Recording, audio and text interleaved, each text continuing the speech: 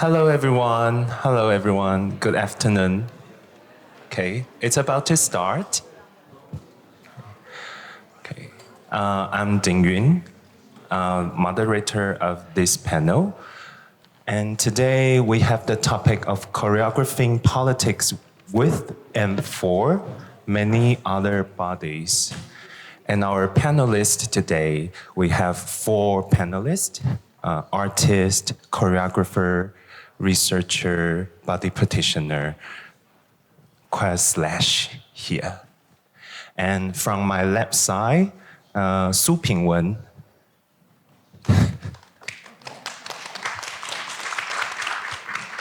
And Yon Natalie Mik. Amrita Hepi. And Đoàn Thanh Toàn.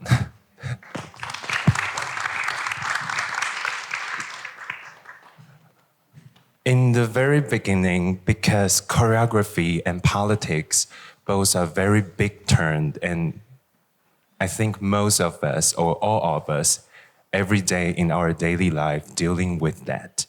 So I have an idea. If 4 of you can give us some words to invite our audience to choreograph a little bit about the space. What do you say? Amrita? Ton, you go. I don't understand the score. So some words? Some words. Okay. If everybody can hold something in their hand. Something that you're willing to drop.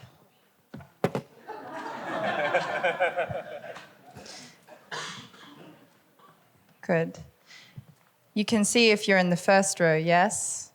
The people here, you're in the first row. Hold up your objects.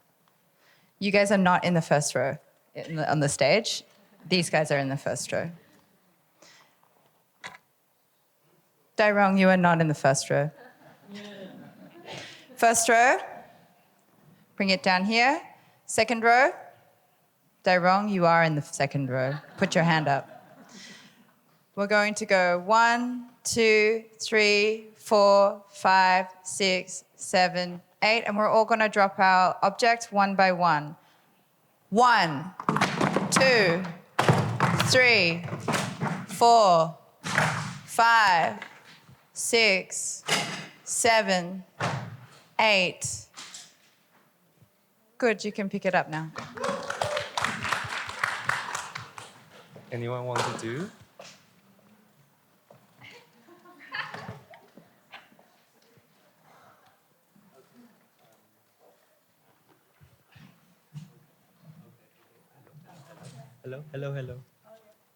Hello. All right. If everyone can do, so we're gonna try to squeeze the pelvic muscle. So a lot of us don't know where it is. So it really feels like when you're peeing and you try to stop the pee flow. So I'm gonna count from 3 to 1, and then we kind of squeeze that, just trying to stop the pee flow. 3, 2, 1, squeeze, breathe, and release. We'll do that again. 3, 2, 1, squeeze, very, very tight, more tight, so tight. Oof, trying to bring it to your belly button. Bring it, tighter.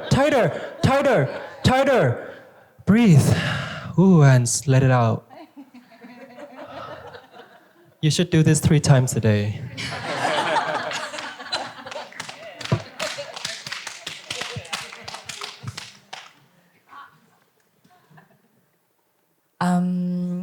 Imagine you're in the kitchen and you're watching your family member, your mother or your sister, somebody, a beloved person cooking for you. and imagine their hands cooking, preparing some food for you. And use your hands to imitate that movement.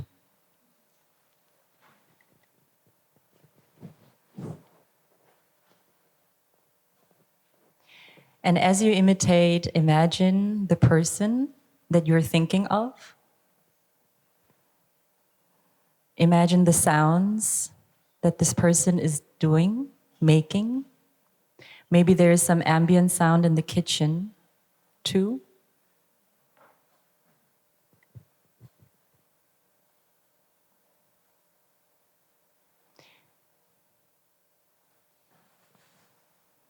Imagine now you're standing next to the person, coming closer and closer.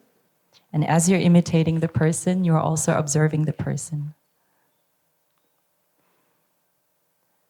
Now you have figured out a movement that you're imitating with your hands. Make these movements louder and bigger. But repeat them.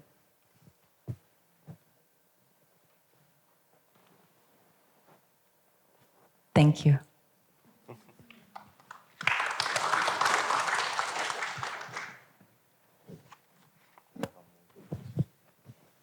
Hello, this is Pin-Wen. My gender pronouns go for he, him, they. To imagine you are now 在这一个很多人的空间里，你即将要进行一个透过性别称谓而出柜的行动。请你看看周围的每一个人，尽可能看到你跟谁一起在这个房间内。如果你愿意的话，请你起身，移动你的身体到一个你愿意向大家分享你的性别称谓的位置。你觉得在这个房间里，哪里是这个好风水，可以让不同语言的人认识你的性别状态？请开始移动。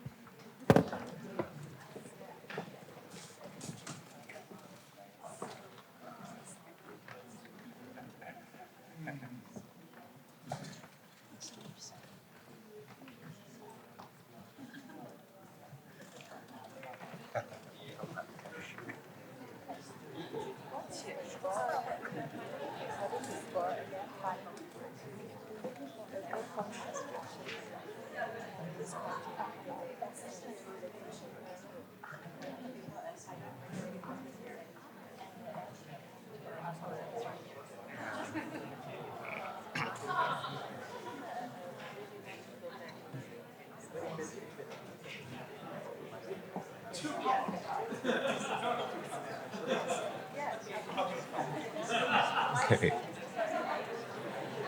We feel exciting to take the pronounced action, but we also need to discuss about the body politics and choreography in politics. So let it happen within 1 minute. 谢谢大家的支持跟你的身体的行动，谢谢。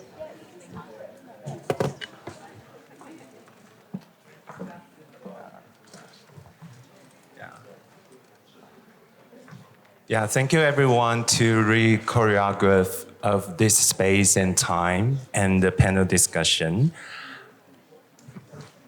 And it's also because that we feel like maybe 2 p.m. for everyone just like suffering from food coma. It would be good to start in this way. And we jumped into like a knowledge sharing or discussion part. Okay. I want to start with one word, body politics. And before we start to talk about choreography politics, what is your daily moment? I mean, we always think a lot about body politics. But what is that moment to you? Like at that moment, what things happen or occur to you and you feel like, now we are thinking about body politics in different kind of aspects.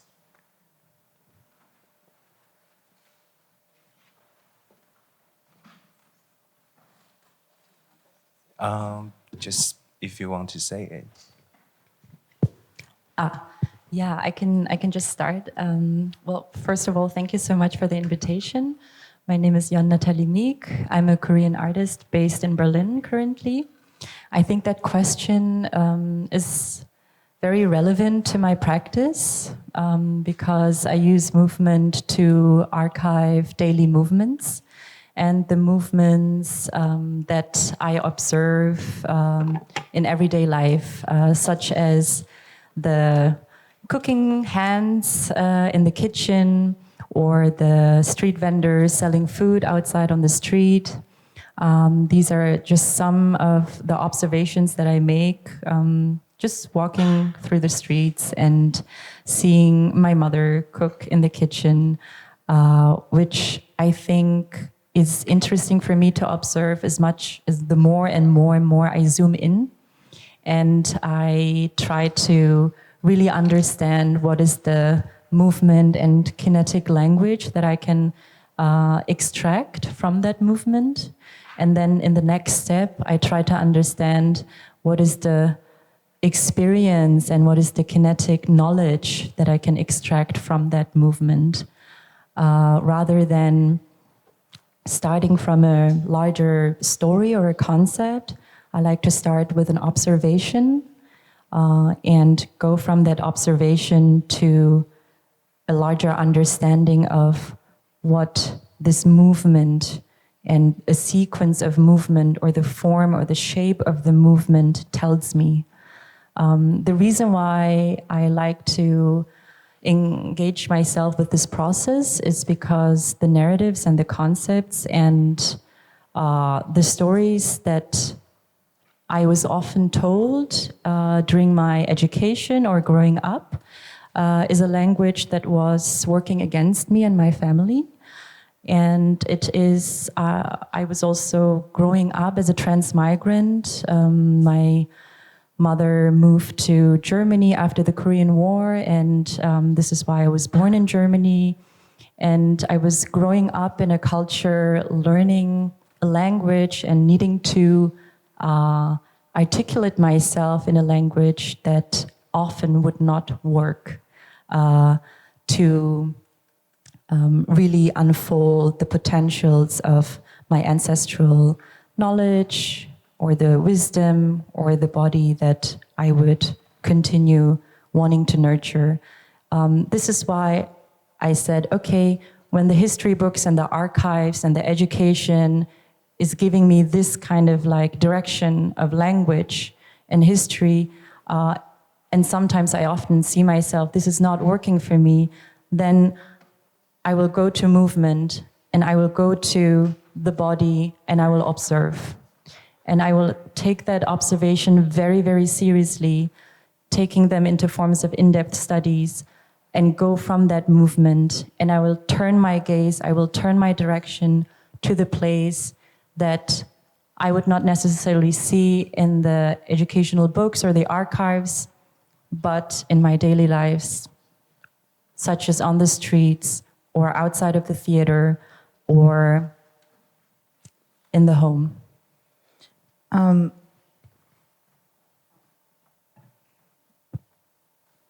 have a basic one is that I just was thinking about in my body is like probably on the bus, like on public transport. I think how we are on public transport is something that is really interesting in terms of a body politic. And also, I would say in my throat or in my tongue, when I am in the top part of Australia, I'll notice my speech is less intonated like this and it goes more like this. And then when I am in Thailand, it's more, oh, like this. And it's almost like this mirroring. And I don't think that this is like maybe this is like the politic of the throat or the tongue. And this is like the politic of the mouth and where it goes and what it wants and how it takes on a tone or a sound and a choreography in a place. And it isn't, I don't want to say it's to imitate. It is not to imitate. It's maybe to be understood in another way. And also, I think I've been told off a lot on public transport in different places, including in my home country. So maybe this is a good measure of a politic in a place with a body and a mouth. What?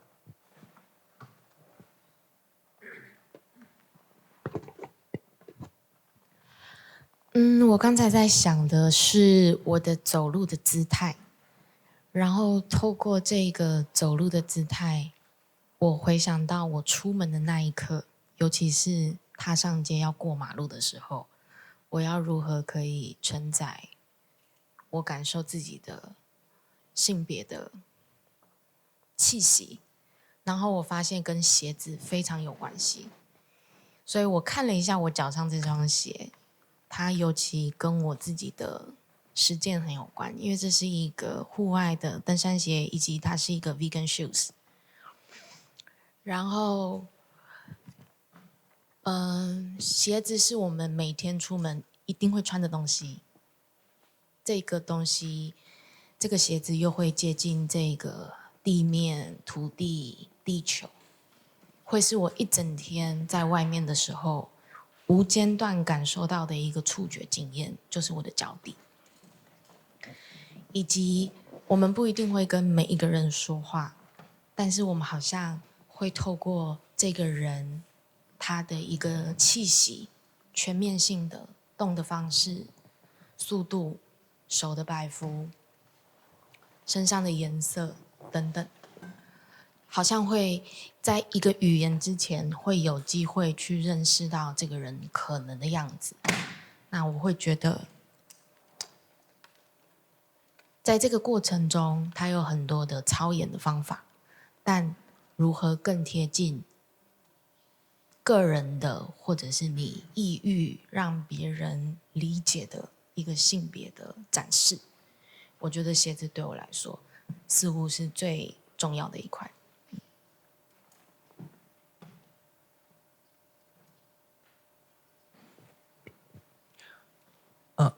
Thank you.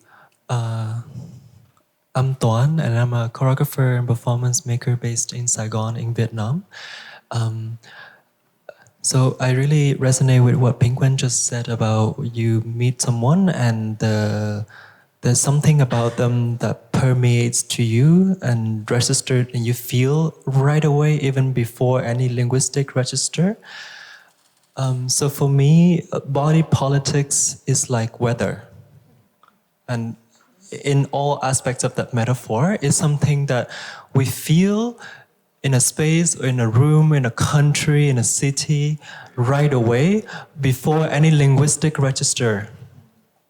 Before any attempt to linguistically grasp it is vague and only we try to put scales on it with temperature, humidity, this kind of thing, but you cannot always describe exactly the kind of weather that you feel, but you feel it right away on public transport in this room. And then sometimes you also forget about it, right? Because this building is always so cold. At some point you stop caring about how cold it is. This conference setting is absurd, but then we get used to it because we get on. So for me, body politics is this kind of weather that permeates the air. And creates like an atmosphere that like maybe attaches itself to like culture or a politic, that a politic is not always people. It's like also about an atmosphere that is being created by all the things that are around it, including us, but also not us. Yeah. and directly attacks the body and choreographs the body and permeates into the body. And I have been having this mouth blister for so long. Me fucking too, actually. Yeah. Yeah, you just remind me something that when we talk about body politic, it's not just about that body, it's also about the circumstances or the society or the city that we're living or being there, and how we be constructed by these circumstances and become a political party. And so that makes me start to think about if we broaden the meaning of choreography, it's also about how to arrange a body or object into the time and space, or how to transform a time and space into the different perspective. And it seems like always related to politics. When things happen together or try to happen together or affect with each other. I came up with two terms. One is political choreography. One is choreography in politics. The first term I would define or referring more about your practice or experience in dealing with the topic or content in politic or political issue. And the second term, I was referring more about how you work with a group or other dancers or mover or with the institution or with the society or with the city. And I want to hear from you or more about like how do you deal with this, or what is your experience? What's the first one? How did you define the first one? The first one, political choreography. How did you define that? It's more like the topic or thing that you deal with. It's more related to political content or political history, extra.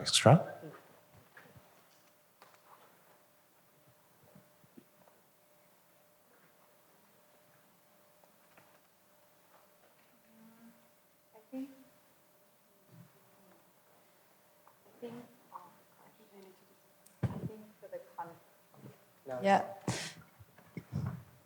I think that sometimes I hold on to the hope that actually politics runs downstream from culture, or that maybe they are entwined, and that the refusal to be political, or the insistence of neutrality, or even actually the desire for neutrality that I know that I have maybe felt at times coming from an Indigenous Pacific context, is that the political choreography is something that is like both mundane, both coming out of survival, and also something that like, it was almost like it needed the evidence of a politic in order for it to be, in order for it to continue. And I think that maybe the most like political choreography is how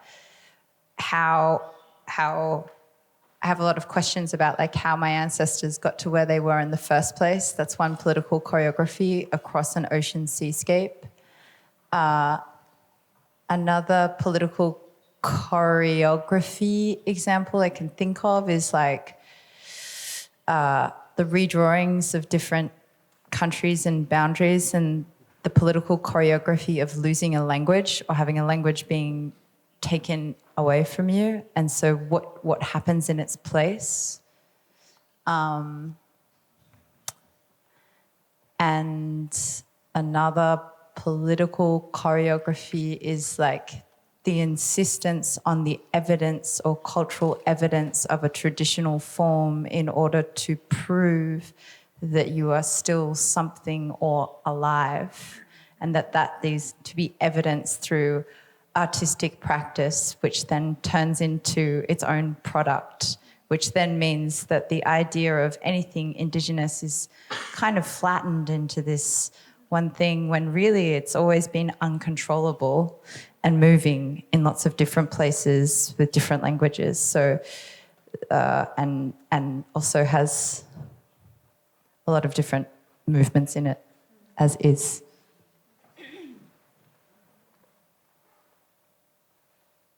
And then maybe I don't know, actually, no, I will not ask a question. I have a question.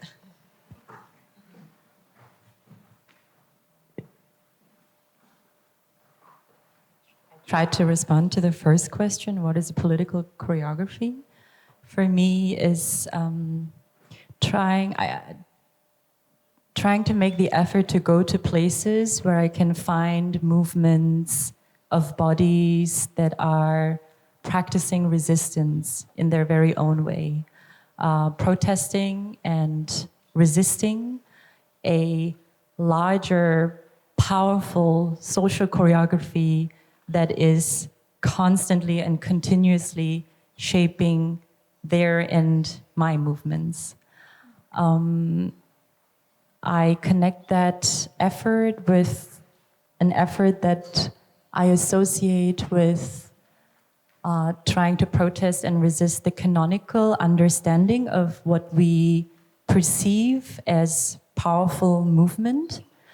And in order to do that, I try to look at especially bodies that migrate from one place to the other and find themselves in a place where they have to learn a new language or give up their own language, or they have to adjust in order to survive. But there's always this movement, or the gestures and the postures that they maintain in order to also keep themselves. And I think political choreography is to find ways to access these spaces that they have preserved for themselves to keep protesting and resisting, and movements and bodies and gestures and postures that don't find place in canonical places. The second question was, how do we work with groups? I think choreographing with many other groups, and for me, just to give an example, I'm part of a collective that is, where the core members is called Sickness Affinity Group. And I would like to share the group name here, because we are also operating very fluidly worldwide. So members are joining us from all over the world. You don't have to be in Berlin.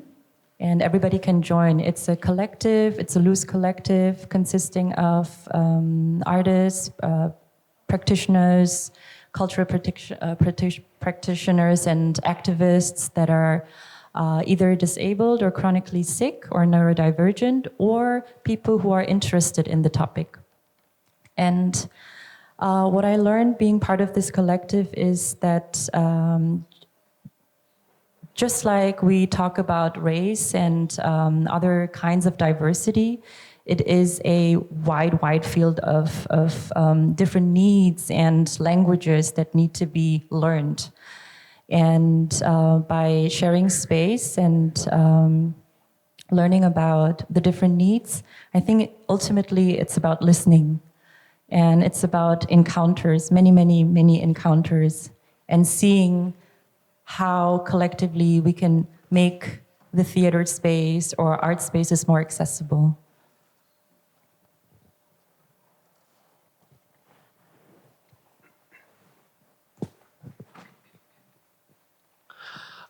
In the context of Southeast Asia, or and particularly in Vietnam, I think to think about dance in general means to think about the state, because dance is a state-sanctioned endeavor, right? And Sasabin, you understand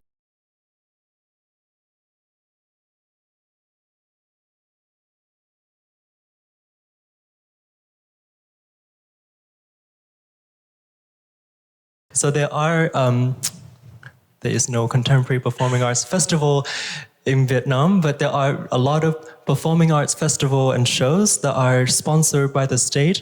And on stage, we will all see these young dancers perform in military uniforms, celebrating the nation, celebrating the military.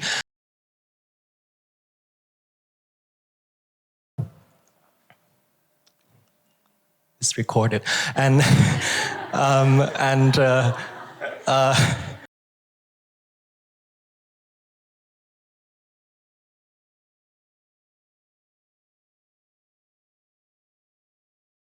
so then dance is really through this, the lens of the state really has a very certain purpose that doesn't exist outside of a certain agenda. Then, so choreographs and policies are also choreographed literally in writings and otherwise to ensure that it is the sole and the ultimate choreographer. So therefore, I think to choreograph in Vietnam is to directly dialogue with the always. Now, on the other hand, I also think that all choreographies are political. The politics are intrinsic within this very notion that is called choreographic. The word choreographic already has an undertone of writing. It's actually based so much on text from its origins, and then it translated into these imperative commands that is evident in the relationship between the choreographer and the dancer, right? And so, there are these notions of choreo police or choreopolitics that the theorist Andrea Lebecki, that I dearly love, really clarifies. But so the police of the state choreographs, but the choreographer also polices. And so I think I really find these two things really interesting. And so then the question is, how do we move politically? How do we dance politically? How do we choreograph something that is self-reflexive enough to reveal these things or not? Or deal with these things or not. And then that's when it comes to me that for me, the body that is so used to policing and the body that is so used to self-choreographing, so self-policing and self-choreographing is something that the queer body is very used to for me. And the queer body, the colonized body, sure. Yes, or the crip body. And so whatever we work with, these things, I think that's where I come from. I think that's where I situate politics and the choreographic together. ACAB until.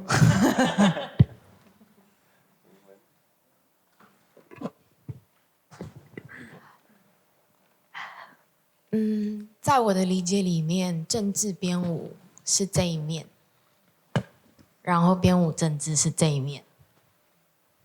但我的手不可能一次只动一边，这个手就是一体成型的。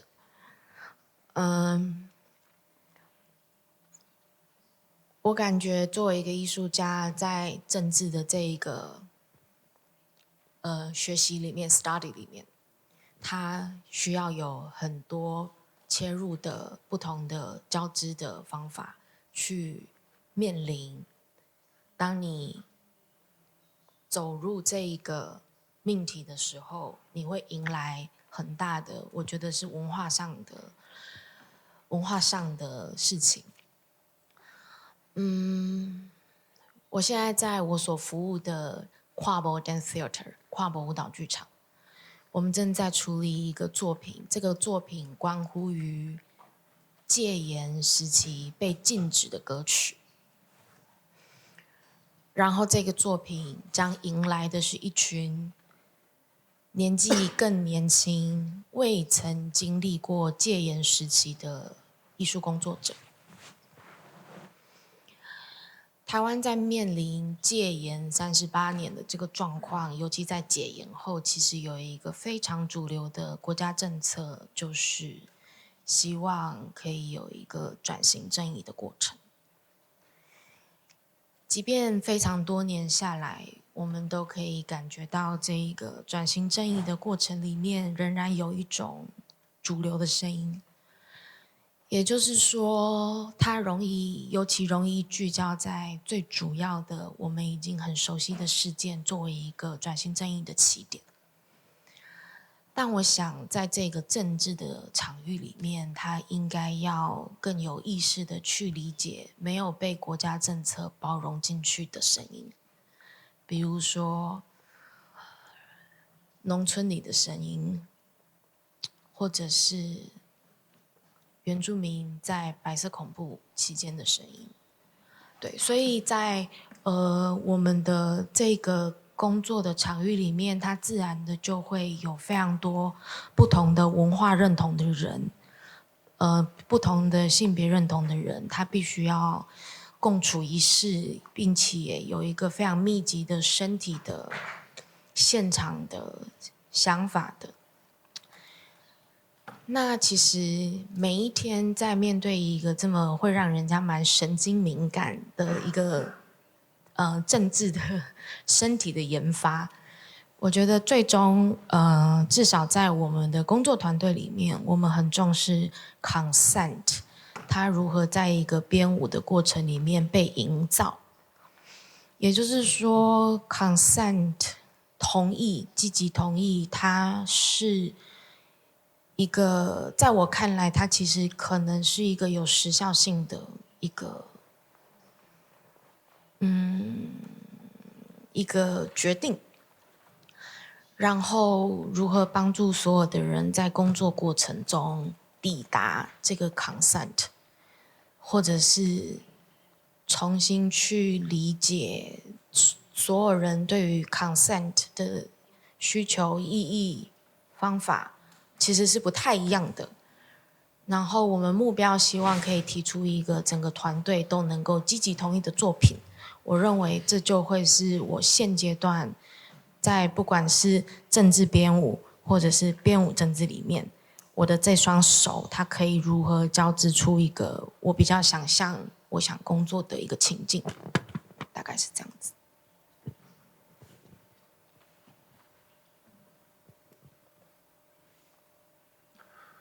I'm kind of wondering that we talk some general concept about like between these two tones, and I'm wondering about the practical example and experiences, no matter in the group that you work with, or you want to make a dialogue or action with the outer politics, like the bigger scale of the politics that we meet. How for of you to navigate, to deliberate, to negotiate, and is there any like experiment or actions that at the end you feel fail, but somehow you also learn a lot or reflect a lot on it? Doesn't need to be like all fail story, we don't have to, but if you feel like you learn a lot from it and it's also a very interesting process. Yeah, I have one. So I come from a background of like, I guess kapa haka, which is haka Maori. It's like genealogy, whakapapa. So learning how to like sing your family line up until the first boats that arrived in the sky, which apparently those boats actually may have come from Taiwan. And so it's all singing, all dancing, all happening at the same time. And interwoven with that is the church. So you've got like this indigenous version of musical theatre, church, musical theatre, pop culture all coming into this one vehicle. And then on top of that, you have different like state sanctioned things that are telling you that, you know, you cannot, your designated land is not here, it's here, it's here, it's here, it's here, it's here, it's here. So in order to fight back against that, you've got to, there's this thing where they call it, it's in Australia and in New Zealand, like native title, and to like prove culture by practicing culture in different places. And as a young 14-year-old choreographer who'd been, or burgeoning choreographer at that point, I don't think I knew what I was.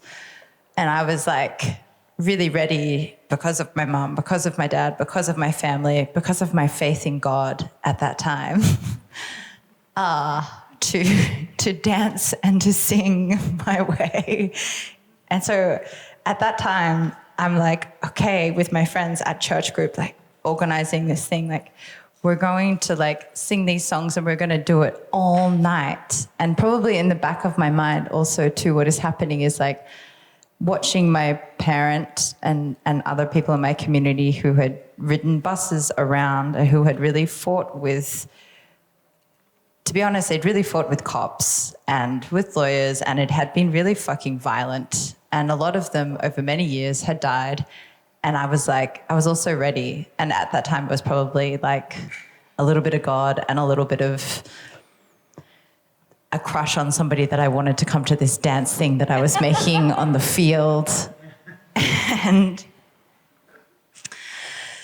so we go out to make this political action, and I've got like my dad's like a megaphone, and it happens, and it's like staying there. And not only do we all get arrested because we've pretty much broken into this place, but we then, on top of that, the person that is arresting us is my uncle. And I'm like, fuck you. Like, and it's just like caving in on me as this like embarrassing political action of like trying to occupy this space and not being able to. And also at that point, like being like organizing all these other teenagers, and then they're like, what do we do now? And I'm like, I don't know, like let's all like, let's pray together, let's dance together. They're like, I don't want to do that. Like, I thought we were trying to occupy space. I thought we were trying to fuck shit up. And I was like, okay, let's break stuff. And then, so that was like a failed political organizing of a teenager. And also I remember at the time, my uncle who arrested me saying to me, you know, Amrita, like, he didn't say exactly this, I'm paraphrasing. You know, Amrita, there's a tyranny in structurelessness. And I was like, but actually, you know, I think I kind of agree with him, even though at the time I was mortified.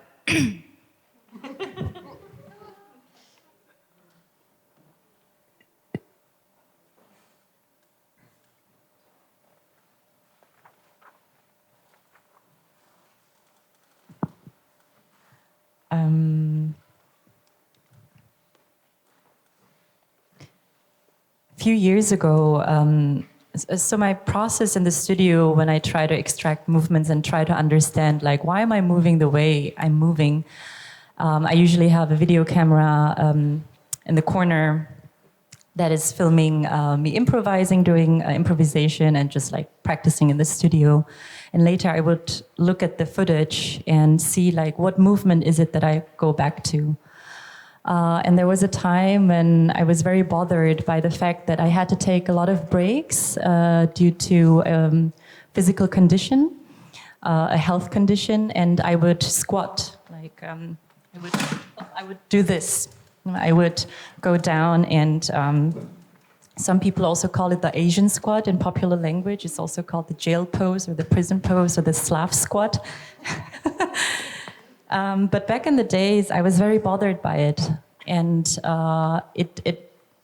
you know, like being also brainwashed, coming from a background of classical ballet training, it was for me a sign of fragility and weakness, and I wanted to first get rid of it. And I saw it as a failure, and I saw it as a discontinuation of a flow that I thought movement and social choreography needs to fit in. I made it's still ongoing, and now I'm working on a book about the project that it became, which is Studies on Squats. And it became many chapters of understanding that it was good for me to break the flow, and it was good for me to understand that this flow of movement that I was so obsessed with comes from capitalism, and it comes from this choreo-policing that Đoàn was talking about, that was forcing me in a way with stark violence to move, to get up, to move in straight lines, to move in very specific ways. So yeah, really going back to the idea of like, what are the movements that show protest in a spirit of resistance, but in the realm of like vulnerability, fragility, weakness, failure, whatnot, all the things that we are believed to like avoid or not do or feel bad about it. I tried to like understand maybe that was the tool or the language or the color that all these people who had to not hide but survive in a different way by not being visible but being invisible. But that doesn't mean that they don't have a voice. That doesn't mean that they don't have a movement. And yeah, that was one very long-term, or is still continuing long-term project that taught me to rethink failure, rethink like how can I continue to work with the idea of failure too. There is another project that I did with Studies on Smile. My aunt or my mother who worked in, were worker class and in the service industry, growing up, I see that in Germany. And, you know, the Asian smile is also very, you know, it's very everywhere. And especially also in Germany, people expect you to smile, especially when you're female and you're Asian. It really bothered me to a point that I really identified with like groups of women who resist to smile, that they don't smile and they become like angry. And then I came to a phase where I understood that this smile that my aunt, who worked in a cigarette shop, and my mom, who was a nurse, the smile that was, I don't want to say a weapon, but that was a subversive way of communicating to the power structures that they needed to deal with. And then it became a project called Studies on Smiles. So yeah, I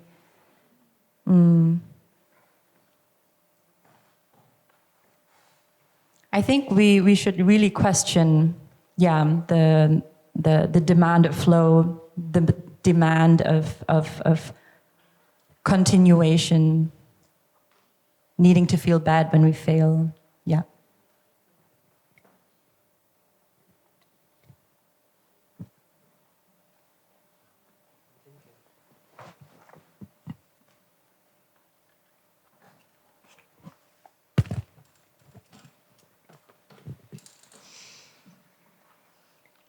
我觉得我是经历了非常多失败的经验，然后从失败的经验里 The 面 key words 去 is not about failure, actually.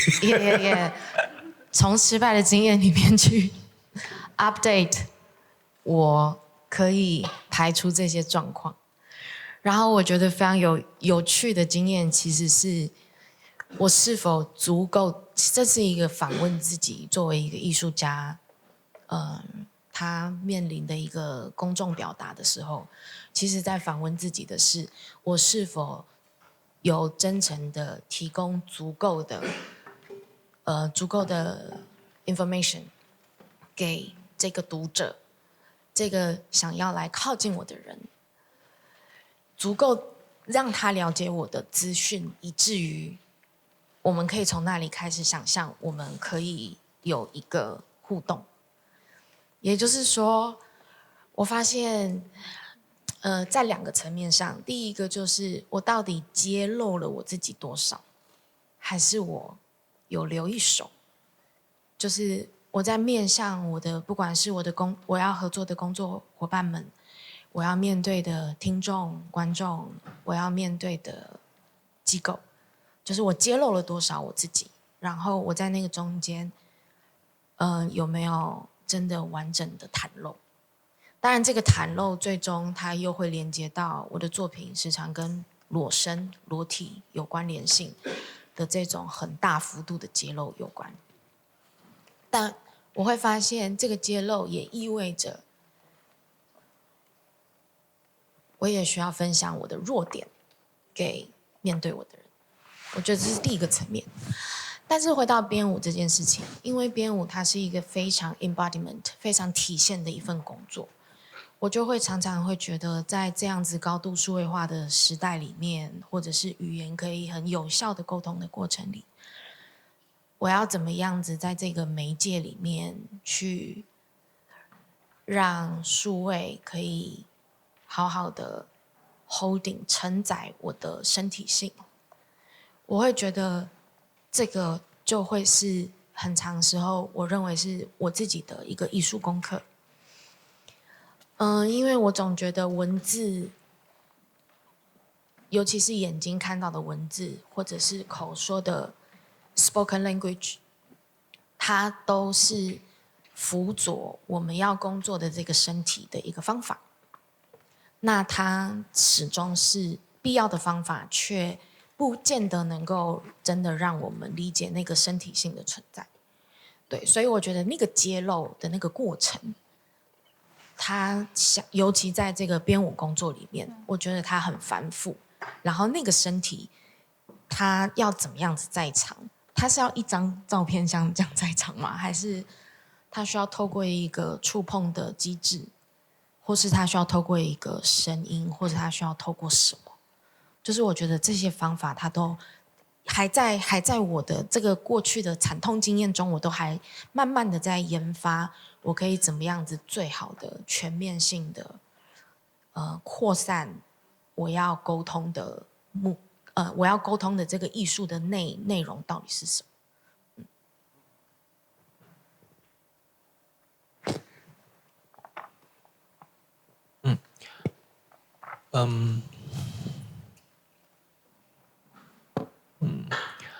Yeah, this question of failure and success is actually very interesting for me, also because I think in dance there's usually a lot of setup for success, right? Like the bodies are always in service for this aesthetic project through discipline, through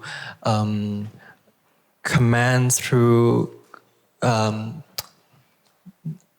in service of this image, yes, of this or this representation. So I also think about then my constant question is how to think about a mode of thinking about dance itself as something that can divert from that in a way. And so my exploration during the Adam Lab has been this, that for those who came to the showing yesterday, I did a little duet with theater director from Kyoto, Nagara Wada, and Nagara wrote a monologue in Bangkok, and performed as herself in Bangkok. So she was on the public sharing, reading a monologue that was written several days before. And in the monologue, it was really like, I'm reading this right now, I'm feeling this right now, and that now is this. So she was performing herself in the past. And then in Taipei, we explored this idea of me performing as Nagara, as herself, the version that performed herself previously. And then what appeared to me is that suddenly, as I was working on the script, I realized that this, because I'm not Nagara, it was doomed to fail from the get-go. And that was funny, but also very interesting, because then suddenly all of these commands of language, of script, of translation, of identity, of place and time, all of these commands for me became very apparent, and there was a lot of room to play with. And it was just an exploration, really, but something about that for me feel really nice. And also in Bangkok, I collaborated with Nice, also one of the lab artists, to create this duet of an alien and a UFO. Nice was in like full costume of an alien, and I was being a spaceship. And from the get-go also, we were doing kind of puppetry, but everyone could tell that it was us, right? Like there was it was semi-hidden that we were playing the characters, but we were also ourselves in a way, because I was there, like I was very visible, and then Nice was there, but Nice was obviously not an alien, and this is just a kind of drag costume that he was putting on. And so that for me, this duet of flirting with each other, being in present with the audience, and playing around with this like half presence, half absence. Because I was a choreographer, and then this chase in between me and Nice on stage were also somehow make apparent this relationship between the puppeteer and the puppet for me. That for me felt really interesting to think about choreography and politics.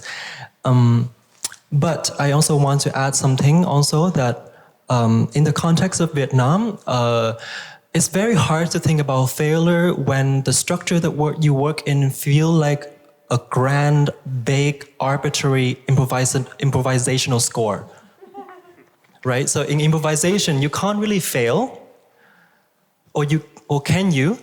But because the structure that is imposed by is this arbitrary space that you don't know, everyone has to improvise within it. There's no guidelines, and there is constant, very apparent censorship, but there's no guidelines on what is censored and what is not. Then everyone just improvise all the time. And then the space that you improvise in, the score, is expanded and contracted very arbitrarily. A few years ago, LGBT rights were very open. Suddenly, one day, a drag show was canceled on national television just because you can't be that open about it. So all of these things, to improvise in this space, I don't know if we can think about failure and success also. But what we have been doing as artists in Vietnam is that people who, like me, have the privilege of language, of soft powers, of vocabulary, of writing, whatever you name it, we organize for other artists. We make artists run festival. No Cái Bum just ended, and I make a platform called Project Đại Sản, where we seek funding from other institutions, and then we invite people to come to Vietnam and do workshops. We organize like an incubator. We find some venues that are not theater venues because there is none, but then we find other venues for artists to test and learn and collaborate and experiment. So then I think in that case, what we are doing is to try to absorb the failure so that artists don't have to care about it.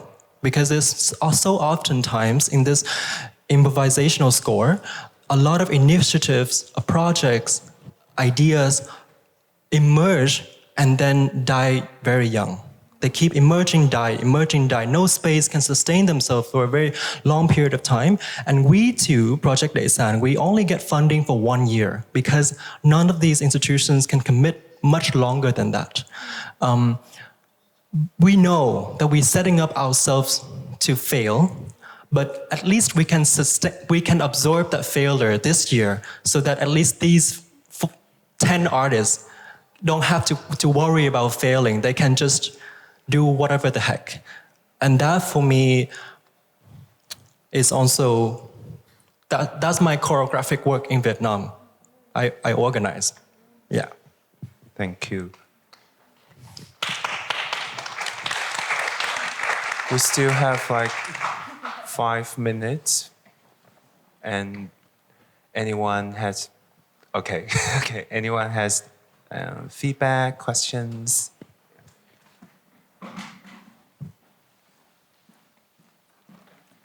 Thank you so much. That was a really interesting conversation, and yeah, it was really great. As we're speaking, I keep thinking about risk, and when we're talking about choreographing, we're talking about bodies, that this risk is sometimes very much on the body, the risk that goes with being in rebellion against a politic, and I know it's a very context-specific risk. You know, there was the moment of realizing the recording, and I'm wondering how risk might play out for you in relation to responsibility and rebellion.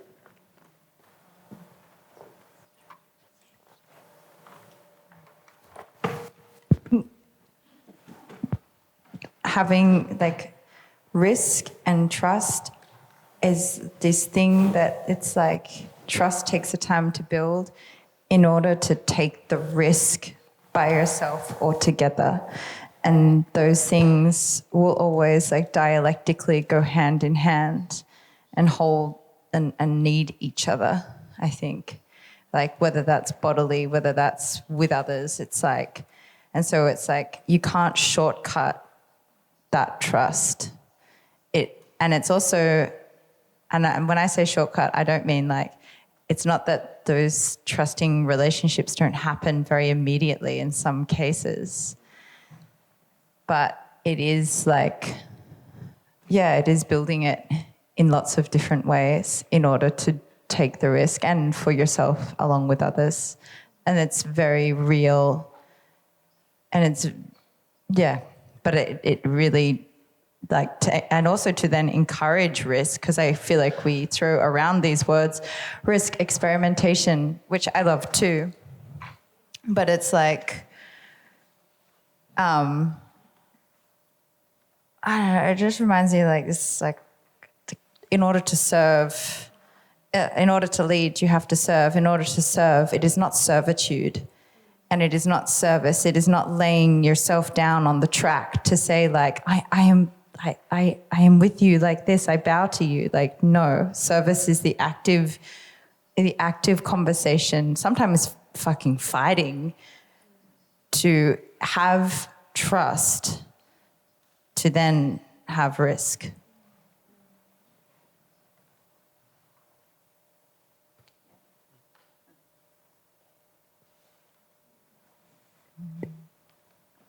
I would like to maybe extend your question by further asking, how do we deal with risk in the need of needing to protest and continue to resist if we work with already vulnerable bodies, already bodies that are in a highly precarious place? What do you do then? I mean, you cannot just ask them and say like, hey, let's get up and fight. Maybe there is...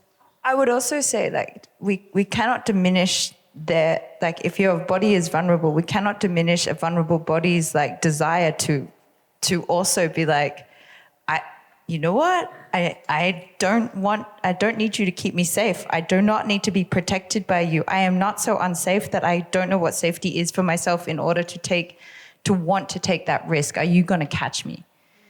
You know, like, and also not to say like, in terms of vulnerability, like how to, nobody is there. Well, sometimes there is like a very big real force that's telling you to do something, but like the bodies that want to participate, like how they do it and why that might be frustrating when they want to.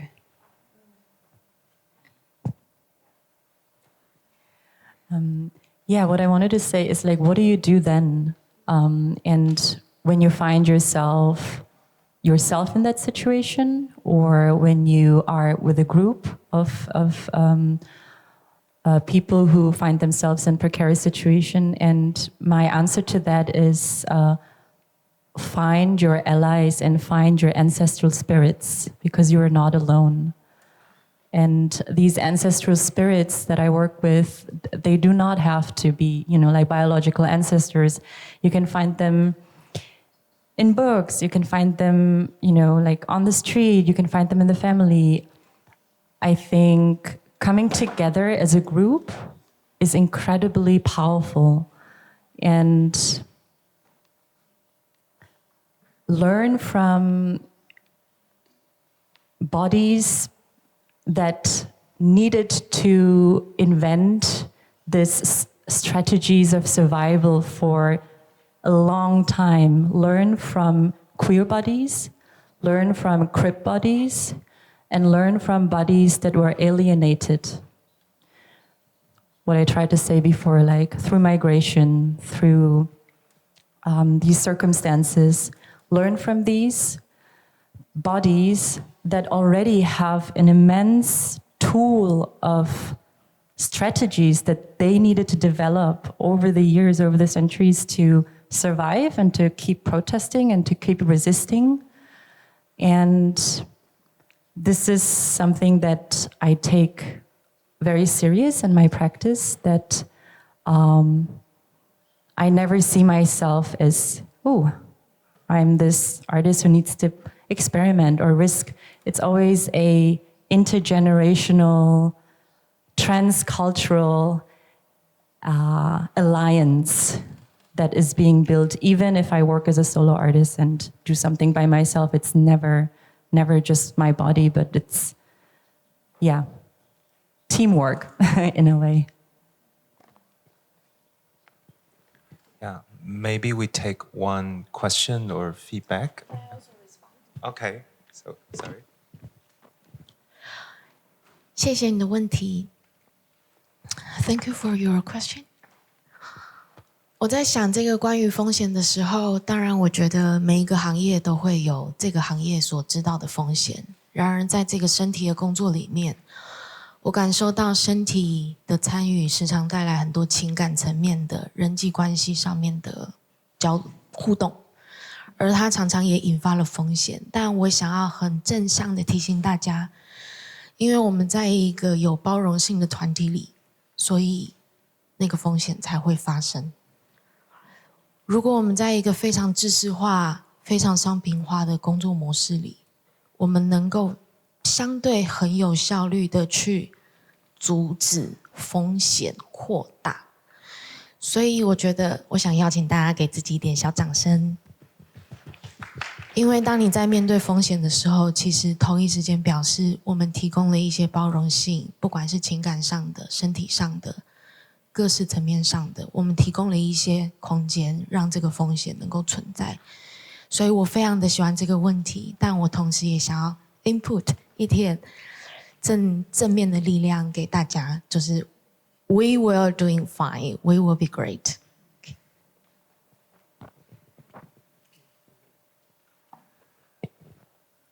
Okay, I saw time's up, and sorry. So maybe later we can talk about it. Okay, thank you so much for today, and thank you for panelists.